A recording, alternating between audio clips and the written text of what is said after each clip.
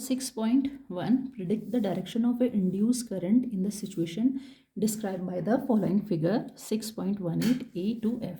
सो ये A to F हमारे पास बहुत सारे फिगर गिवन हैं, इसमें हमें डायरेक्शन ऑफ इंड्यूस करंट बताना है।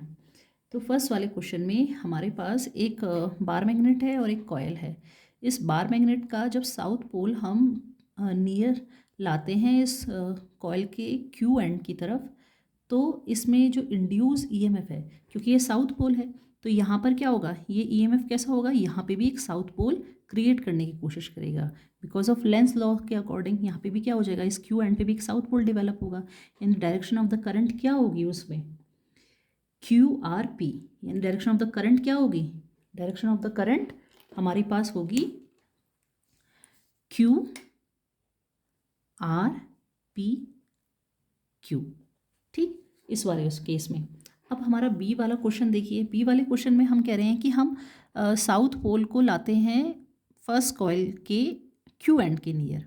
तो फर्स्ट कॉइल के क्यू एंड के नियर लाते हैं तो फिर इसका ये वाला यानी near to the Q end भी क्या होगा, हमारे पास एक साउथ पोल बन जाएगा as per the Lenz law. तो यानी इसमें जब इसका साउथ पोल बनने के लिए इसमें डायरेक्शन ऑफ द करंट क्या होगी, पी आर क्यू, यानी क्या होगी direction of the current P R Q. अच्छा, अब दूसरी वाली कॉइल में जो इसके राइट साइड पे रखी है, ये नॉर्थ कॉर्नर, नॉर्थ वाला पोल अवे जा रहा है। तो नॉर्थ वाला पोल अवे जा रहा है, तो यानी ये वाला नियर टू द एक्स वाला जो कॉर्नर है वो क्या एक्ट करने की तरफ बिहेव करेगा, वो साउथ पोल की तरह एक्ट करने की बिहेव करेगा। तो जब ये साउथ पोल की तरह एक्ट करने की बिहेव करेगा तो इस पे जो करंट का डायरेक्शन वो होगा, वो क्या होगा, वाई जी एक्स। अब सी पार्ट हमारा है, ये हमारे पास एक टैपिंग की है। अभी हमने टैपिंग की जस्ट क्लोज करी है और इसमें करंट हमारे पास इस डायरेक्शन में फ्लो कर रहा है। अगर इस डायरेक्शन में फ्लो कर रहा है, जैसे ही इसमें करंट फ्लो करना शुरू करेगा, इस पे भी एक इंड्यूस ईएमएफ डेवलप होगा। वो डायरेक्शन इंड्यूस ईएमएफ की कैसी होगी, इस पहले वाली जो कॉइल है, पहले वाला जो लूप है, इसकी वजह से जो ईएमएफ होगा उसके अपोजिट डायरेक्शन में होगी। तो अगर ये इस डायरेक्शन में है तो इसकी वजह से जो इंड्यूस ईएमएफ है उसकी डायरेक्शन क्या होगी, इस कॉइल पर जो करंट की डायरेक्शन होगी वो वाई जी एक्स होगी। तो क्या होगी, वाई जी एक्स होगी।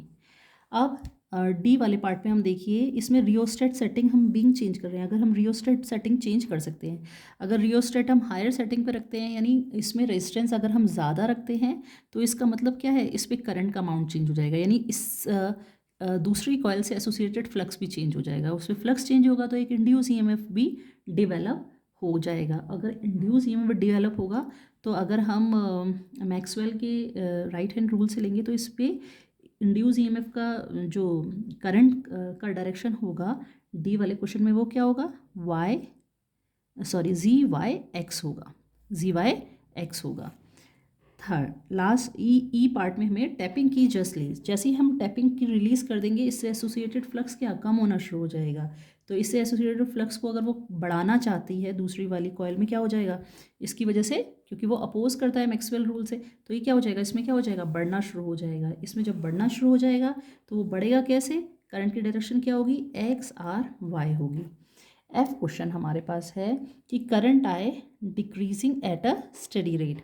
देखिए इसमें करंट का कोई फ़र्क नहीं पड़ेगा, क्यों, क्योंकि जो मैग्नेटिक लाइंस है ना वो इसी लूप के प्लेन में है, तो यानी वो चेंज ही नहीं हो रही है मैग्नेटिक फील्ड लाइंस। फ्लक्स जब चेंज होगा तभी तो इंड्यूस ईएमएफ डेवलप होगा, यानी इस पर कोई भी मतलब जो करंट का डायरेक्शन कोई भी चेंज नहीं होगा, है ना। तो क्योंकि सेम ही लाइन पे है, तो इस तरह से हमारा 6.1